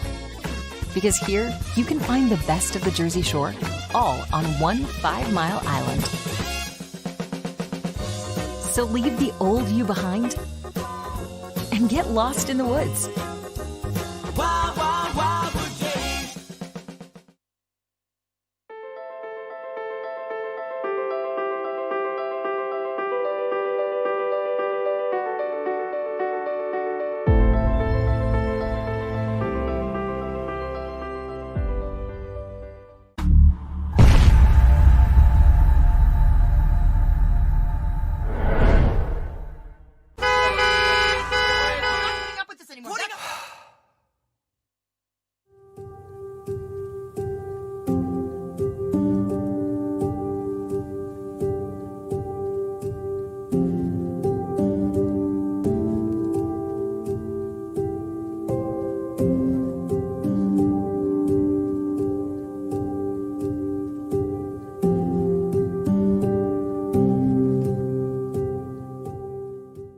Score and save at Southeastern PA and Delaware with Colony Pools this football season, and let the experts close your pool with a custom Merlin safety cover in green for the birds. And if you join our Winter Watch team, we'll give you another 20% off, and Colony Pools will handle it all.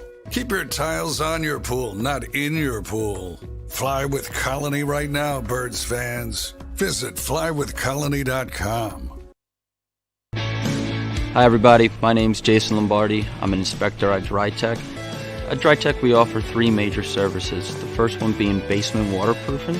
The second service we offer is foundation and structural repairs. And then the third service that we offer is mold remediation. If you feel you are having a waterproofing issue, give DryTech a call or check us out online.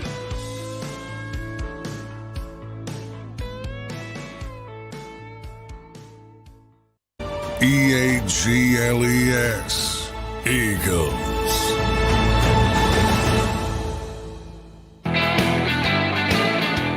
You got Mega Mac. Coming back to wrap up a week in which we got football back on the field in Philadelphia.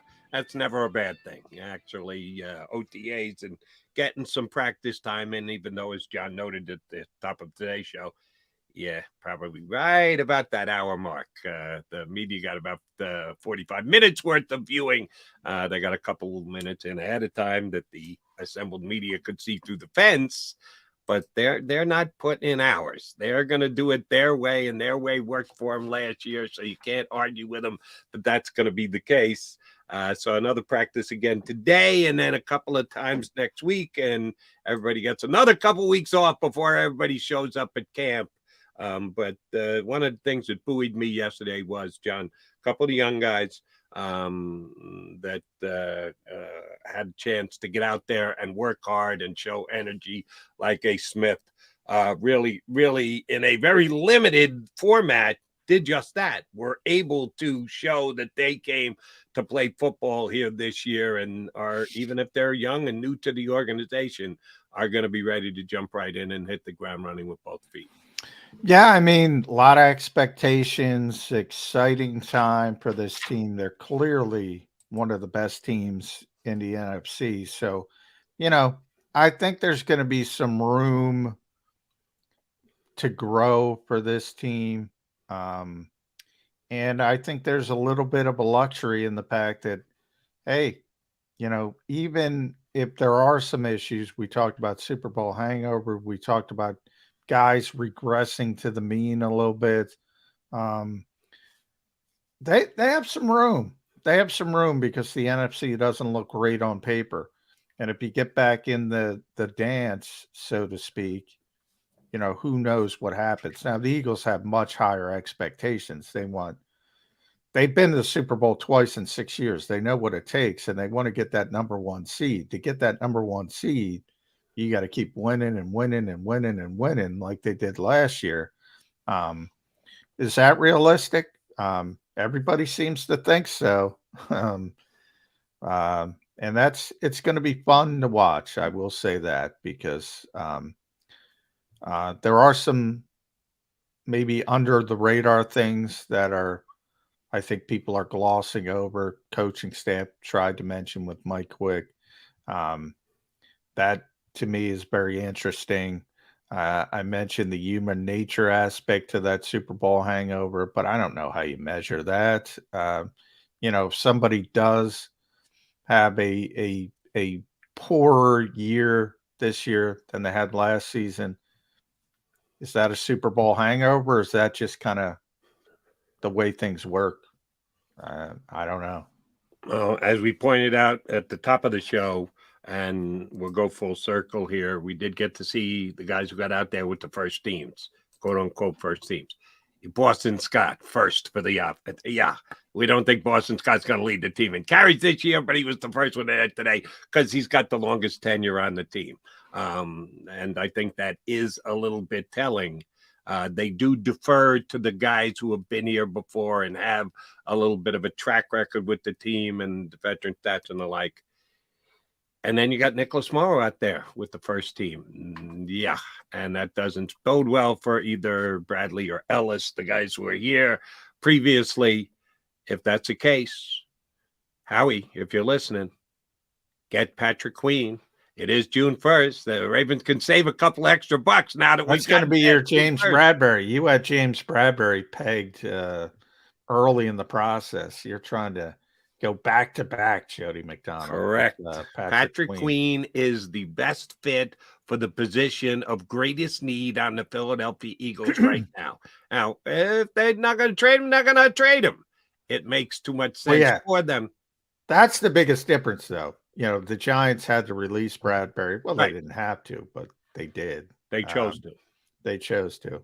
Whereas, Baltimore has to trade Patrick Queen. I'm not sure they want to. From their perspective, why not ride it out? Teams are doing that more now. I mention all the time Josh Jacobs, McGarry in Atlanta, Bradbury in Minnesota. Declined. It used to be when you declined somebody's option, that was it. You were done with that player. Now I think things are changing because there's such a spike with that 5th-year option at certain positions. Guys are saying, you know what? We're not going to pick up your option, but we still like you and we still want to re-sign you. That's what happened a couple times this offseason. I'm not saying that's going to happen with Queen in Baltimore because they paid Roquan Smith so much money. But they can ride it out and say, you know what? They think they're a Super Bowl contender. I don't necessarily think they're a Super Bowl contender, but they're a good team. Ride it out and then get the compensatory pick if you work things out correctly from their perspective. They have to, in other words, I'm saying, Jody, they have to decide to trade him, and I'm not sure they want to trade him. Nor do I, but there are two different narratives. One, the one you just laid out, and the other one is we love the kid that we drafted in the 3rd round. We don't want to just nail him to the bench for an entire year and then have to go through startup costs with him next year. Let's go. Let's move on. And that's why I'm telling you, it's going to be a day 2 pick. It's going to be a 3rd round pick. If not, they keep him for the year and they get a compensatory pick that could be anywhere. It could be as high as 3rd or probably be more like a 4th or a 5th. So they're not going to just give him away and give him away for a day 3, getting a day 3 pick back for him. Yeah, that's not enough. It's going to need to be a day 2 pick. Well, one thing I always say, Howie does have a cell phone plan and he likes to use it. So he calls about everything. So he'll make the call. Doesn't mean anything can get done, but it may very well be determined by what they see out of Nicholas Morrow in these abbreviated practices that they have. If he flashes, then they'll ride it out. If he doesn't, yeah, how are you going to have to make that call to Baltimore? All right, we're over today. Yeah, even though we ran short because of Mike Quick's connection. It was great to have Mike on. We'll try and get him back on again. Partner, good week. As always, good to hang with you. I'm going to be here Monday. You going to be here Monday? You got anything to do on Monday? No. Eagles OTAs, probably Thursday next week. I'll be down there. So, yeah, let's do it. And, oh, by the way, as you see, we've given you more than 2 hours today, which is a hell of a lot more than the Eagles gave John yesterday because they go 1 hour and 1 hour only, and that's about it. And then everybody goes in and has something cool to drink. Yes, the Mac and Mac guys will be here next week. The season's getting closer. Keep it right here on Birds 365. You've been listening to Birds 365, the destination for the passionate Eagles football fan who bleeds green. If it's Eagles football, we're talking about it. Debate inside the locker room and guests that are some of the greatest football minds from around the region. We hope you enjoyed the show. We know we had a blast. Make sure to like, comment, and subscribe, and we'll be back soon. But in the meantime, hook up with us on social media at JAKIB Sports. See you next time on Birds 365.